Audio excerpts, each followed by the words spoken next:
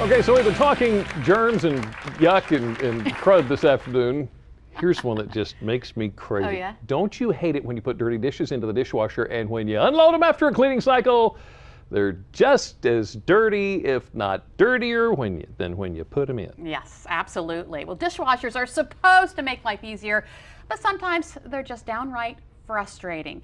In today's Angie's List report, the 4 secrets to spotless dishes. We rely on our dishwasher to do exactly that, wash our dishes. But as soon as it stops working, panic sets in. Your dishwasher, just like any other appliance you have, does take some care and maintenance along the way to make sure you get the full life out of it. Angie Hicks, founder of Angie's List, has some secrets to cleaner dishes. First, check your detergent. If you have hard water, the only thing you should be using is a powder. A lot of people like to use the tablets or the little packets, and honestly, that is actually too much soap. When using the powder, experts say use as little as possible. And if you have a water softener, go ahead and try the tablets or packets. Step number 2, know when to pre-rinse. You should remove any food particles that are larger than the size of a nickel. Other than that, you can stick dishes right in the dishwasher. They really don't need to be pre-rinsed as long as your dishwasher is working well. Too much food can clog the pump assembly, drain lines, or spray arms, which can cause bacteria to breed. Experts say a buildup can prevent dishes from getting properly cleaned. On to the next step, load dishes correctly. If yours is the kind of dishwasher that has one spray arm, you should only stack vertical dishes on the bottom rack. No bowls, no cups on the bottom rack. Leave those up for the top rack. That way the water spraying around from the bottom spray arm can reach the dishes up top. Now if you have a dishwasher that has 2 spray arms, you can pretty much put them in there however you like. You also want to make sure you arrange items so that nothing is touching. Finally, it's important to clean your dishwasher. When you open your dishwasher and you see any white film built up on the inside of the dishwasher, that tells me that you really need to have your dishwasher cleaned.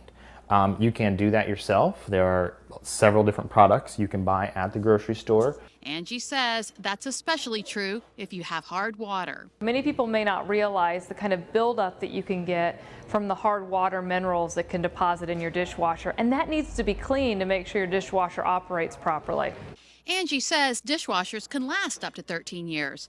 So when should you repair and when should you replace? She says if a repair will cost more than half the cost of the new appliance and the unit is more than 6 or 7 years old, it might be time to buy new.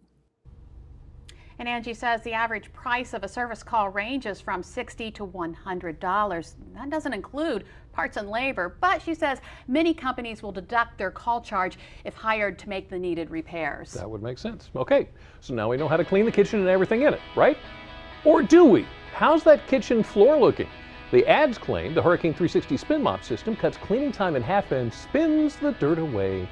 We're going to give it a whirl next when we put it to the test. Plus, show Mom just how much you love her this Mother's Day, how you can enter our Mother's Day giveaway. Plus, we'll announce today's lucky winner. But first, we just talked about dirty dishes. Rachel Ray has a handy how-to tip on one dish you definitely want to make sure is clean. Let me show you something. If your garlic looks like this when you're trying to cook, if it gets crispy at the edges or past light golden in color, it is burned. You must throw it away. There is no fix. It will never get better. Not only that, you can't just wipe the pan out. You must wash the pan. The pan is porous and will retain the bitterness of the burnt garlic.